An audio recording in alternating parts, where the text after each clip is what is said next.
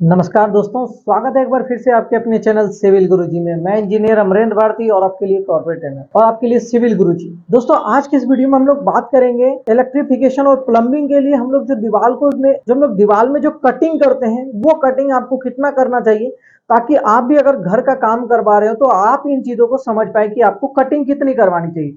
जैसे हमारे पीछे आपको यहाँ पे कटिंग का निशान दिखा हुआ है, हमारे जो इलेक्ट्रिफिकेशन का काम लगा हुआ है, यहाँ पे आपको बोर्ड है, पॉइंट्स है, कुछ नीचे पॉइंट आपको दिख रहे होंगे और यहाँ पे आपको कुछ बीम है। ये आपको अगर मैं बीम दिखाऊं, यहाँ जो बीम है और बीम के अंदर से भी पाइप आए हुए हैं, तो वो पाइप किस तरीके से आपको लगाना चाहिए या जो आपका जो कटिंग होना चाहिए वो कटिंग आपको कितना करवाना है, तो ये चीज आपको ध्यान में रखना है।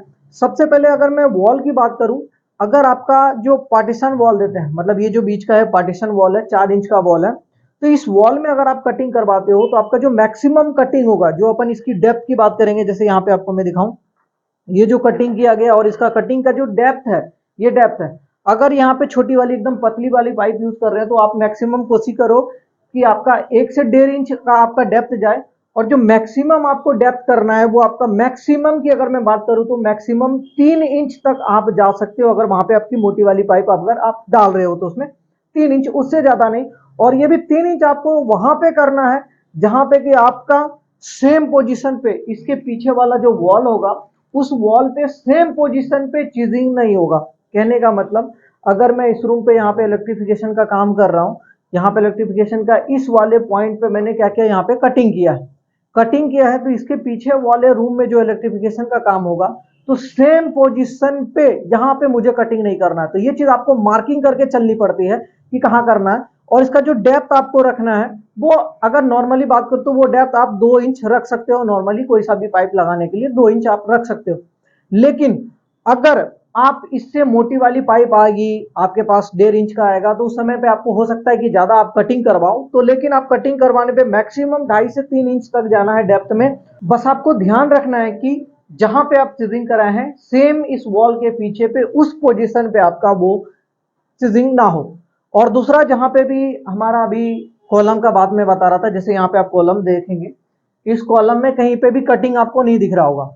ये कटिंग इसलिए नहीं दिख रहा है क्योंकि इन्होंने पूरा प्रॉपर प्लानिंग के साथ किया है कि जब इनको पता था कि ये प्लानिंग कर रहे थे, इनके पास एमईपी ड्राइंग थी, तो ड्राइंग के हिसाब से इन्होंने स्लैब कास्टिंग से पहले ही, यहाँ पे अगर मैं आपको दिखाऊं, यहाँ पे भी फैन का पॉइंट्स हैं, वहां पे देखेंगे तो इस वाले भी पॉइंट्स हैं, तो ये सब पॉइंट कास्टिंग से पहले ही दे चुके हैं। यहाँ पे आपको पॉइंट्स दिख रहे हैं, तो ये पॉइंट्स जो है आपको कास्टिंग से पहले, मतलब जब कास्टिंग हो रहा होगा, रेनफोर्समेंट आपके बीच गए होंगे, तो अकॉर्डिंग टू ड्राइंग उन्होंने प्लानिंग कर लिया कि मुझे कहाँ कहाँ पे पॉइंट्स छोड़ने हैं, तो उन पॉइंट्स के हिसाब से उन्होंने पहले ही इलेक्ट्रिफिकेशन बिछा लिया, ताकि बाद में उनको अलग से नहीं लगवाना पड़े और ना ही ऑड दिखे।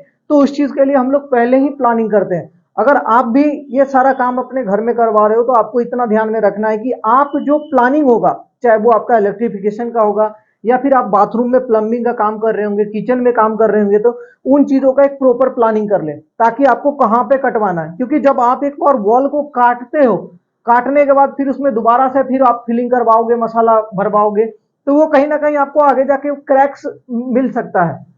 तो इन क्रैक से भी बचना है, साथ ही साथ आप एक प्रॉपर वे में कटवा सको और अच्छे से करवाओ। और जब भी आपको वॉल कटवानी है, मतलब आपको वॉल की छिलवानी है, तो इसके लिए आप हमेशा क्या करो, कटर मशीन का यूज करो और फिर छेनी हथौड़ी से आप इस पे काम कर सकते हो। ये तो हो गए आपके वॉल की बात। अब जहां पे आपका कॉलम का आ जाता है, जैसे यहाँ पे मैंने आपको बीम दिखाया, बीम में हम लोग पहले से प्लानिंग कर लेते हैं, लेकिन कॉलम के केस में कभी कभी ऐसा प्लानिंग नहीं हो पाता है। तो उस केस में हम लोग क्या करते हैं, उसके बारे में भी समझते हैं। सबसे पहले मैं आपको कॉलम का एक पार्ट दिखा देता हूं कि किस तरीके से यहाँ पे किया गया है।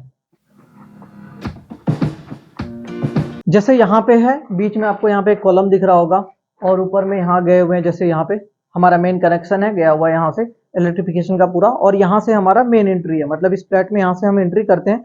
उसके लिए यहाँ पे आपके पाइप्स लगे हुए हैं और इस बीच में हमारा एक यहाँ पे आपका कॉलम का पार्ट दिख रहा होगा। तो इस कॉलम के पार्ट में जो आपको कटिंग करवाना है, ये देखना है कि कॉलम का जो हमारा जो कवर प्रोवाइड करते हैं, जो मिनिमम कवर प्रोवाइड होता है कॉलम का, वो एकदम मेंटेन करके रखना ही है। और हम जो चीजिंग करेंगे तो वो आपको ध्यान में रखना है कि आपका जो कॉलम का जो कवर होगा वो कवर तक ही करे, रेनफोर्समेंट तक हम ना पहुंचे, इस कवर को ही हम लोग कट करें, ताकि हम अपना इलेक्ट्रिफिकेशन का काम कर सके। तो ये चीज आपको ध्यान में रखना है।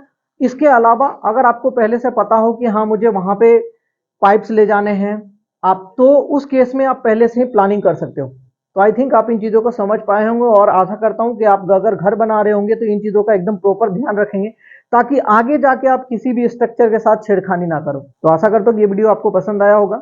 वीडियो देखने के लिए बहुत बहुत धन्यवाद। मिलेंगे अगले वीडियो में अगली जानकारी के साथ, तब तक जय हिंद जय भारत।